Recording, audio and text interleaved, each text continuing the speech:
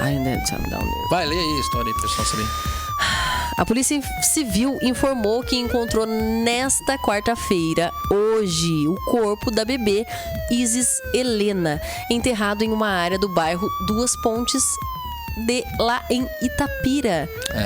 Distante 350 quilômetros aqui de Santa Cruz, na região de Campinas. A menina estava desaparecida desde o dia 2 de março. Segundo a Guarda Municipal, a mãe de Isis, a senhorita Jennifer Natália Pedro, que tem acho que 21 anos, né? É ordinário. Ela afirmou que enterrou o corpo da menina e não que a jogou em um rio, como ela havia dito quando admitiu o crime. Olha pra você ver. Depois da mudança de versão, o corpo foi encontrado e levado para o Instituto Médico Legal, o IML, de Mogi das Cruzes, informou a guarda. Após a localização, os investigadores da Polícia Civil fizeram diligências na cidade antes de retornarem para a delegacia de Mogi Guaçu, que é a delegacia que investiga o caso. Pra quem não sabe mais ou menos o que aconteceu, a Isis Helena, que é essa que a gente tá colocando no cantinho da tela, aqui na verdade, ela tinha, né, 1 ano e 10 meses, ela desapareceu no último dia 2 de março.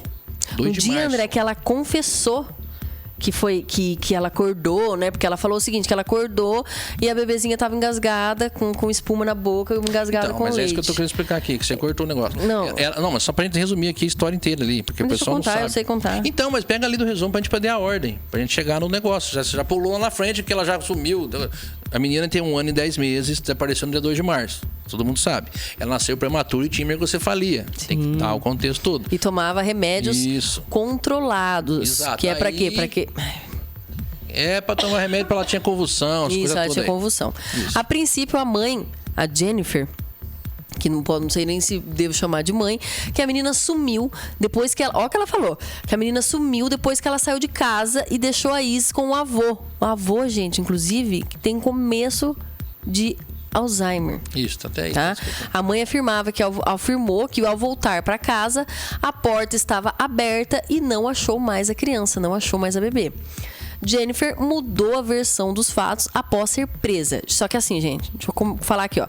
Isso aqui que ela falou, que ela chegou na casa e a bebê não tava lá, isso foi 50 dias atrás. Ela ficou 50 dias... quietinha. Ela ficou 50 dias contando essa versão. De que ela havia saído para levar o outro filho dela de 3 anos na creche. E quando voltou, foi no mercado com a avó dela.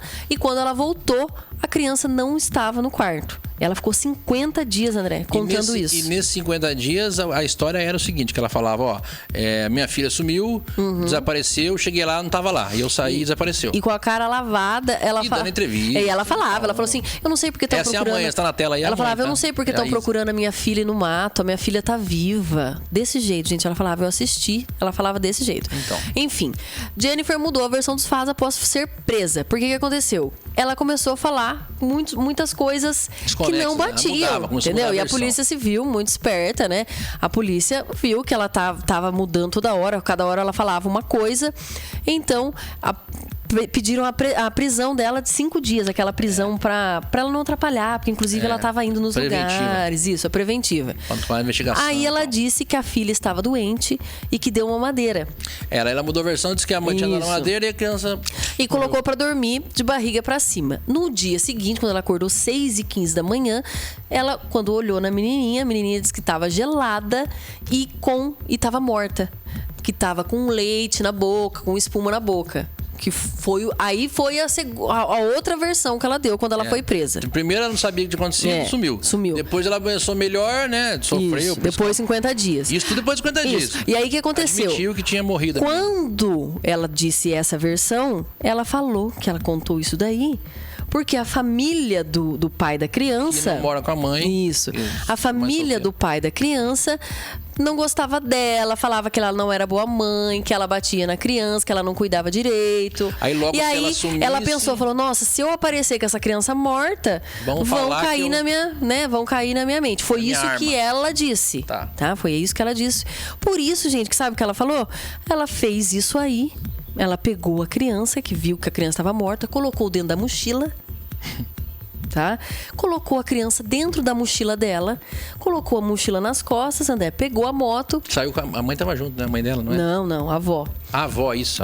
Saiu com a criança na mochila e foi até essa ponte aí, onde tem o rio, e disse... Naquele momento... Isso que decidiu jogar o corpo da menininha no rio. Disse que beijou a menininha e jogou o corpo da menina no rio. E que viu que o corpo afundou, boiou e depois afundou de novo. Isso ela falou faz uns 15, 20 dias atrás. Foi quando ela foi presa, com 50 dias. Tá. Inclusive, foi quando a menininha fez 2 anos, 50 dias de sumiço. Então, o que aconteceu? Ela fez 2 anos. A menina tinha problema, amigocefalia, tomava remédio controlado, tinha ataque epilético e tal, em função disso e tal, beleza. Aí a menina, ela primeiro sumiu a menina, não sei onde tá. Polícia acha, cadê socorro? Ela dando entrevista falando que a menina tava viva. A menina tava viva, meu Deus do céu, quem fez isso com ela, papapá. O pai preocupado também, porque o pai, pelo jeito, gosta muito da criança, se preocupava com a criança, a família do pai. Eles tinham um quartinho na casa, tudo as coisinhas da menina. Mas ela vivia com a mãe, né? Vivia com a mãe. Ok, aí beleza, não achava a menina. Pô, com muita pressão e investigação, começou a se desconfiar dela, da versão dela, ela acabou admitindo que não era aquela história. Admitiu que ela achou a menina. E a polícia, André, é muito inteligente. Claro. Porque ela falou assim, que ela foi, não sei aonde, numa capela, fumar maconha com os amigos dela e não sei o quê. Depois que ela voltou pra ver, que viu que a menina tava morta... ela começa a cruzar. E aí, ela falou assim, e esse caminho que ela fez, tava todo de barro, porque tinha chovido. E a moto dela aparece no vídeo limpinha. Quer dizer, a polícia viu, nada, né? Entendeu? A polícia muito inteligente, e aí começou a cruzar. Começaram a cruzar, apertaram pressão psicológica e tal, ela acabou confessando. Só que ela não confessou inteiro. Não. Ela confessou o quê? Que ela mudou a versão.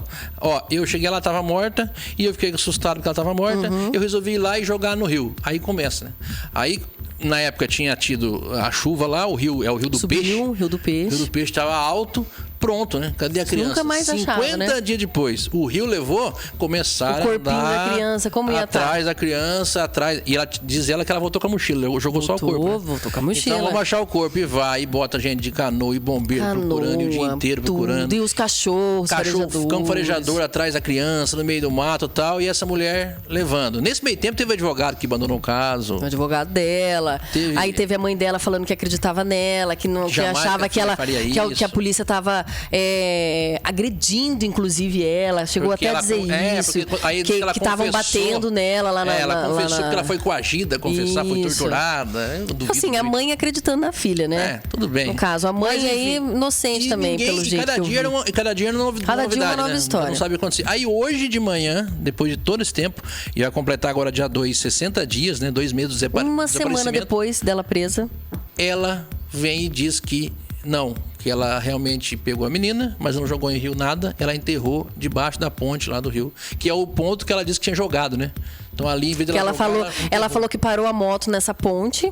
Yes. E desceu pelo lado direito. Eu vi o Bate falando que ela tinha parado, né? Na outra versão, ela falou que deixou a moto em cima da ponte, desceu, chegou nas pedras onde o rio passava e ali ela tinha jogado o corpinho da bebê. Porém, hoje de manhã saiu isso aí, a outra versão, né, que seria naquela ponte ali mesmo, mas ela teria enterrado o corpinho da Isis Helena embaixo dessa ponte.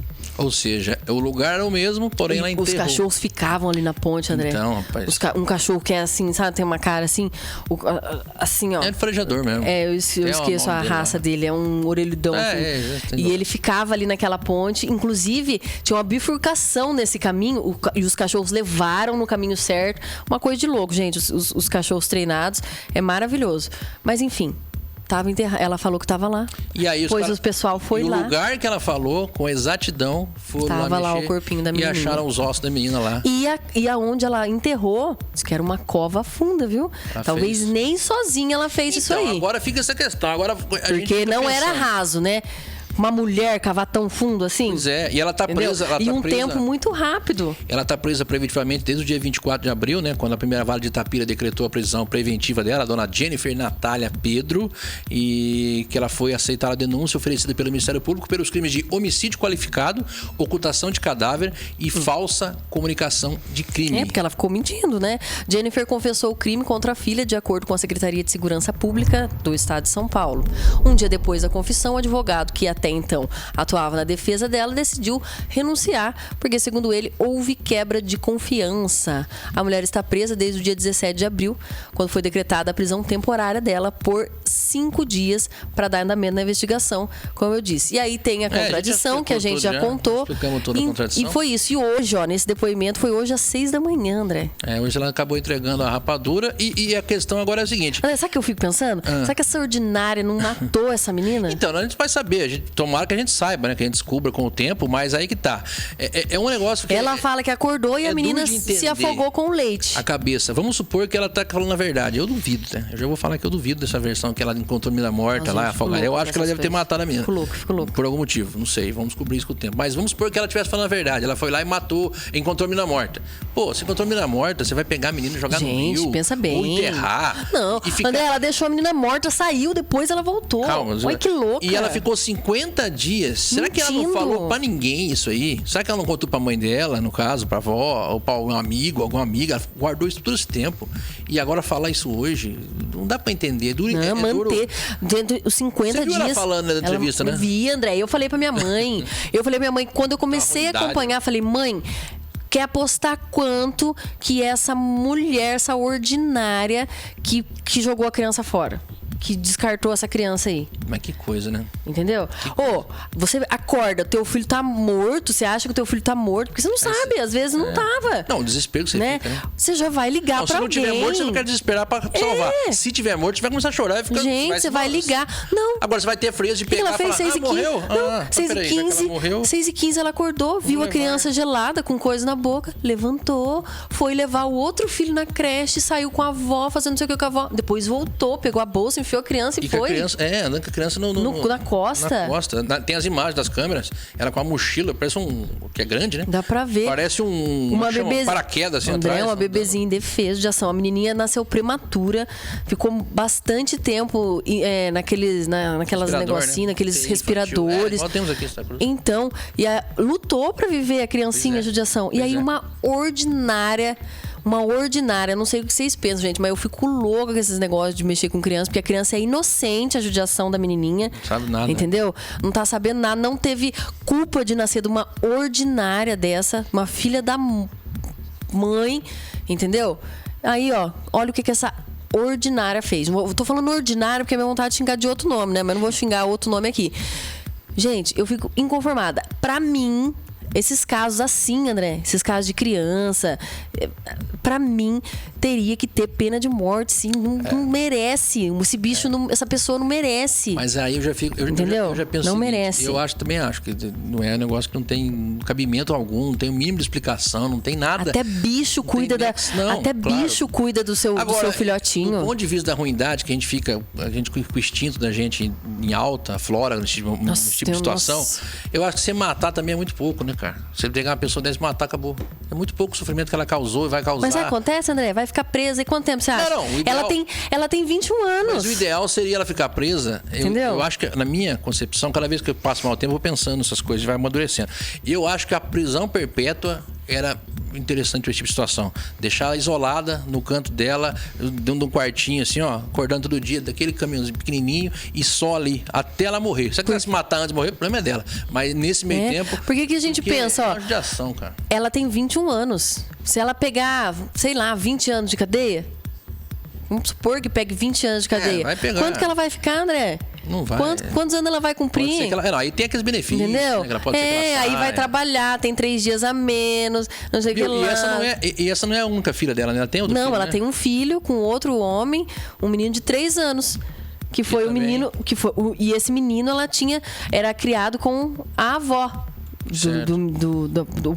A mãe do pai da criança. Certo. E até os avós da Iselena, os avós paternos, tinham o quartinho montado. Já tinha falado pra ela. Porque a criança já é difícil, né? Cuidar de criança não é fácil, não. E ela tinha problema. E por ter probleminha, né?